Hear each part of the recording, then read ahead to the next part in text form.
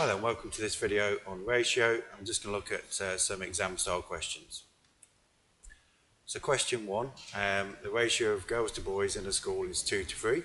What fraction of these students are boys? So I think a good way of doing ratio questions or fraction questions is to do some sort of diagram. So there's our girls, we've got two parts, and they're in the ratio of 2 to 3 to boys. So I'm just going to put 2 to 3 here. So you can see that that's a diagram version of what's written there. So we've got 2 girls for every 3 boys. Now, what fraction of these students are boys? Well, we can see now that I've got 5 parts and 3 of those parts are boys, so the fraction is 3/5. So next question. In Year 8, the ratio of girls to boys is 1 to 3. So let's do our diagram. 1, 2, 3. There we go. So we've got 1 part to 3 parts girls to boys. And there are 300 students altogether in Year 8.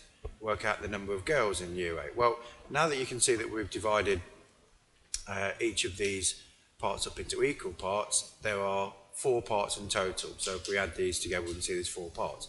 Now all of these are equal in size, so all we need to do is do 300 divided by 4, so half it and half it again, and we get that each part is 75. And if each part is 75, then the number of girls in Year 8 is this bit here. There's only 1 part, so it's 75. Example 2. Anne and Bob shared £240 in the ratio 3 to 5. Anne gave a half of her share to Colin. Bob gave a tenth of his share to Colin. What fraction of the £240 did Colin receive? So we've got our ratios shown in the diagram here. So this is Anne and this is Bob. So we can see that they started with £240. So just remember that there's £240 shared between them. And then we find out that Anne gave half of her share to Colin. So what we need to do is divide each of these bars into 2 parts. So that'll make it easy to see what Colin receives from Anne. Now I can't just split those into 2 because now I haven't got equal size bars, so I'm going to split all of these into 2 as well.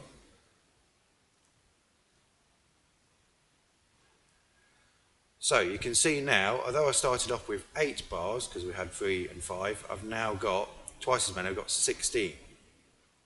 So half of Anne's was given to Colin. So let's say that's this one, and this one. So that's 3 of those 6 parts that Anne had. Now Bob gave a tenth of his share to Colin.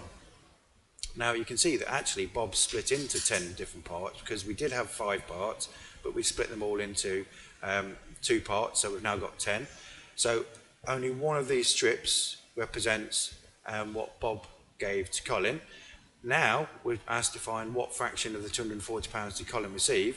Well, we can now see that there are 16 equal parts and 4 of those parts is what Colin received. So 4/16, which we need to cancel down to 1/4. So example 3. So Peter won £75 as a prize.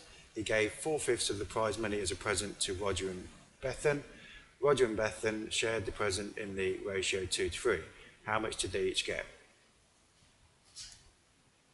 So here's 5 parts. So we've got this 4/5. We know that 75 is the full amount.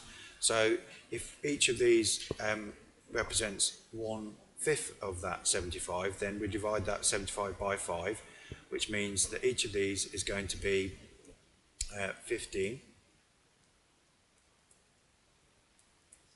And if they're all 15, 4 of them would be 60. So 4/5 is £60. Now, Roger and Bethan shared the present in the ratio 2 to 3. Work out how much they each got. So what we're now going to do is a separate diagram. We know that they're sharing £60, and we're going to share that in the ratio 2 to 3. So let's do these two.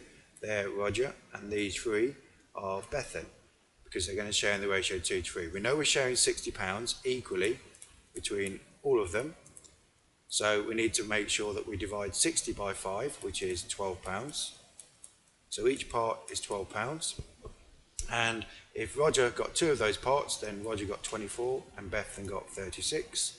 So there we have it. So Roger got 24 and Bethan 36.